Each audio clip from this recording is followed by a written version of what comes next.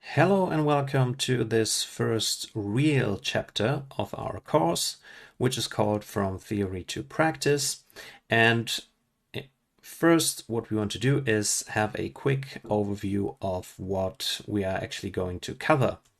Now, we already said we saw this in the general overview in the introduction, that those are the things that we want to talk about basically. But let's just look at how this will be structured and what is sort of the story that we are trying to tell in this chapter. And now the first thing that we're going to look at is sort of the general workflow that you have in UI Toolkit. What different files do you need? Where are those files living? How are they being generated? Where are you using them? Where are you modifying them? Stuff like that. And how all those things are being brought together, but just from a more abstract theoretical point of view. We are then going to move on to look at visual trees, which are basically explaining the first sort of files that we are using, which are UXML files.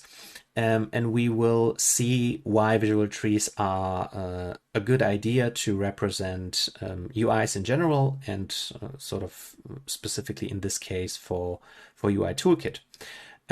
This will then bring us to the implementation, where visual trees are actually sort of realized technically, which are UXML files. And we will see how they look in UI Toolkit, in UI Builder, how we can open them, manipulate them, stuff like that. Then the sort of second big thing that you have when visual trees and UXML files regard your layout and your structure, then the second thing that you have to solve is styling. So we will look at style sheets, why you can separate them from your structure and from your layout, why that's a good idea. And that will bring us to USS files, which are again the technical implementation of your style sheets. This is the thing where they're actually stored. And for those, one important thing, sort of additional thing that you have to touch and understand are selectors, how to use them, where to find them in UI Builder, and in UI Builder and also in code.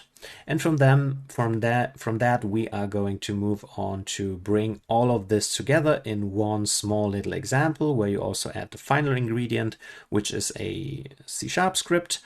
And then we will bring those three things together and throw a first very minimal UI with functionality and styling onto the game screen, press the play button for the first time, and actually see the whole workflow in action. So we will have a first idea of how to work with UI Toolkit and UI Builder, and then go deeper in the next chapters.